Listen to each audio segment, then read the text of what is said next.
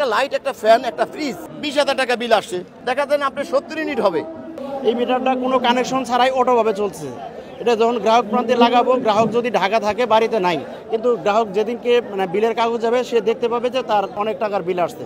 এই যে মিটারটা দেখছেন কোনো সংযোগ নাই, বিল উঠতেছে, অনবরত বিল উঠতেছে। এখন একটা গ্রাহক যখন মাসে তার 200 টাকা বিল ওঠার কথা, সে 6,000 10,000 টাকা বিল উঠবে, সে অবশ্যই আমাদের সাথে খারাপ আচরণ করতে বাধ্য হবে। দেখছেন একটা বাস মাঝে লাল মাল বিদ্যুৎ নাই, এটা কিভাবে বাস মারে আপনি আমার বুঝান। এটা লাইন সংযোগ আছে, কিছু আছে আমার হাতে, এটা কেন বাস মারবে? যে কোম্পানির কাছ থেকে মিটারটা তারা অর্ডার করে ওই কোম্পানির সাথে তারা অবশ্যই অভ্যন্তরীণ কোনো বিষয় আলোচনা করে যে আমাদের এইটা একটু এই মানের করে দিবা, দিলে আমরা তোমার বাড়তি টাকা দিব।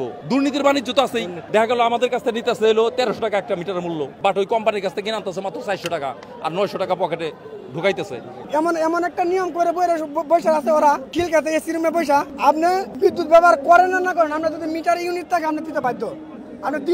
এই মিটারটা একবার একটা নিম্নমানের মিটার, যেটা মনে করেন আপনার কয়েকদিন লাগালে, আমি কয়েকদিন আগে একটা সুপারস্টার মিটার দিচ্ছে, এটার মধ্যে সেম, একবারে সেম। ওনারা কয়েকদিন পরে নাম চেঞ্জ করে, সুপারস্টার লাগাইছে যেমন আমাদের বাংলাদেশের ব্র্যান্ড সুপারস্টার, ওরকম ঠিক এরকম নাম চেঞ্জ করে এই মিটারটা অবিকল বানায়। এটার যে পাঁচটা, ওই পাঁচটা ওখানে বসিয়ে দেয়। 3 দিন পরে লাগানোর পরে দেখা যায় গ্রাহকের মিটারটা নষ্ট। আমি নিজে একটা মিটার লাগাইছি, ওই মিটারটা আপনার 3-4 দিন পরে নষ্ট হয়েছে। ওখানে একটা মিটার যে 3-4 দিন লাগে, সর্বোচ্চ 5 মিনিট 10 মিনিট আসবে, ওখানে যায় যে আপনার 200 ইউনিটের বিল আসছে। এই মিটারটা একটা অটো বাস দেয়, একবার অটো বাস দেয়, যতক্ষণ বাস দেবে ততক্ষণ আপনার ইউনিট উঠবে। এটা কারেন্ট গেলে নিম্নমানের মিটার, আমার কাছে একটা ভিডিও আছে, আমি দেখাতে পারি। সেই ভিডিওটা নিম্নমানের মিটার আমাকে গ্রাহক আজকে কয়েকদিন ধরে ফোন দিয়েছে, শুধু পাঁচ মারে, বৃষ্টিতে ঝড় বৃষ্টি কারেন্ট ছিল, বন্ধ ছিল, তখন পাঁচ দিচ্ছে অটোমেটিক বিল। যেখানে 200-300 টাকার বিল আসার কথা, যেখানে 300 টাকার বিল আসার কথা, সেখানে আপনার বিল আসতেছে 2400 টাকা, 2500 টাকা। এগুলো আরবি আমাদেরকে মাঠে নামিয়ে সে খেলা দেখতেছে, তামাশা দেখতেছে। আমরা এখানে আসছি ওই আরবির পতন ঘটানোর জন্য। এই মিটারটা কি চালু আছে এখন?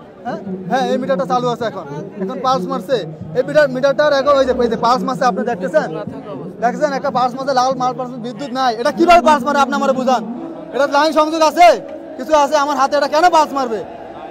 এটা তো গ্রাহকের কষ্ট, গ্রাহকের ভোগান্তি। ভৌতিক বিলে এটা বলা হয় যে আমরা রিডিং এই মাসে নিয়ে আসছি। এই সমস্যাটা গ্রাহক সাথে সাথে অফিসে আসবে, অফিসে আসলে এখন এখানে 20,000 টাকা বিল আসছে। 20,000 টাকা আমি তো সঠিক রিডিং আনছি, তো সঠিক রিডিং আনার পরে আপনার এখানে যে বিলটা হয়েছে, এই বিলটা তো গ্রাহক দিতে বাধ্য থাকবে। অফিসের কথা যে আপনার মিটারে রিডিং আসছে, আপনি দিতে বাধ্য হবেন। আরবি এবং পল্লী বিদ্যুৎ সমিতি দুইটা আলাদা প্রতিষ্ঠান। এই আরবি আমাদের উপরে খবরদারিত্ব করে, অর্থাৎ উনি আমাদের গাছের ছায়া দেওয়ার পরিবর্তে আমাদের উপর খবরদারিত্ব করে আমাদের উপর জুলুম এবং অন্যায় করে। কি অন্যায় করে? এটা আমরা গ্রাহক প্রান্তে যাই, গ্রাহক প্রান্তে যাওয়ার পরে এটা যখন সঠিক রিডিং না আসে, তখন গ্রাহকের সাথে আমাদের একটা বাজে সম্পর্ক হয়ে যায়, খারাপ আচরণ করে গ্রাহক আমাদের সাথে।